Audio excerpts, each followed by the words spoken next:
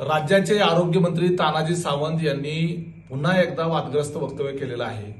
राष्ट्रवादी काँग्रेस पार्टीबरोबर बळजबरीने आम्हाला बसावं लागतं, त्याच्यानंतर बाहेर पडल्यानंतर आम्हाला ओकारी येते, अशा पद्धतीचं वक्तव्य त्यांनी केलं। खरं तर तानाजी सावंत यांचं असं वक्तव्य ऐकून घेण्याची आम्हाला अजिबात आवश्यकता नाही। माझी तर व्यक्तिगतरित्या अजितदादांना विनंती राहील की असलं ऐकून घेण्यापेक्षा आपण महायुतीमधून बाहेर पडलेलं चांगलं। आपण काय लाचार आहोत का सत्तेला? आणि हे कोण तानाजी सावंत अशा पद्धतीने बोलणार आणि काय संबंध आहे त्यांचा बोलायचा? तानाजी सावंत यांनी महायुतीमध्ये राष्ट्रवादीला प्रवेश दिला का?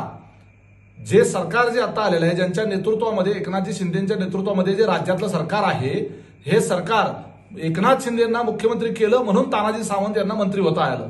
आणि त्या एकनाथ शिंदेंना मुख्यमंत्री कोणी केलं तर ते भारतीय जनता पार्टीच्या शीर्षस्थ नेत्यांनी ते केलं। आणि त्याच भारतीय जनता पार्टीच्या शीर्षस्थ नेत्यांनी अजितदादांना आणि राष्ट्रवादी काँग्रेस पार्टीला महायुतीच्या सोबत घेतलं। तो निर्णय देशाचे पंतप्रधान नरेंद्र मोदी साहेब असतील, अमित शहा असतील किंवा भारतीय जनता पार्टी असेल, त्यांनी तो घेतलेला निर्णय आहे।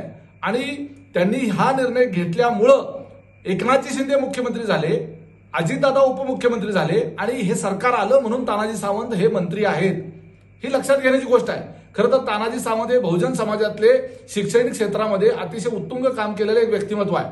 शून्यातून मोठं विश्व निर्माण केलेला व्यक्ती म्हणून आम्हाला सुद्धा त्यांचा अभिमान वाटायचा, परंतु त्यांची ही अशी वक्तव्य ऐकल्यानंतर आम्हाला सुद्धा त्यांची लाज वाटते।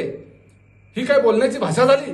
या पद्धतीनं जर तानाजी सावंत किंवा अजून कुणीही बोलणार असेल तर राष्ट्रवादी काँग्रेस पार्टी ऐकून घ्यायला मोकळी नाही। माझी त्यामुळं माझ्याच पक्षातल्या वरिष्ठ नेत्यांना विनंती आहे की आपण स्वाभिमानी आहोत, आपण काय कोणाच्या घरचं खात नाही आहोत।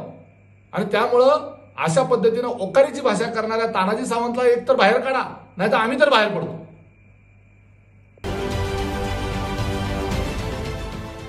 देश विदेशातील प्रत्येक घडामोडींचे लाईव्ह अपडेट मिळवण्यासाठी आता साम टीव्हीच्या सर्व सोशल मीडिया प्लॅटफॉर्मला लाईक, फॉलो आणि सबस्क्राईब करा। तसंच सर्व नोटिफिकेशनसाठी बेल आयकॉन प्रेस करायला विसरू नका।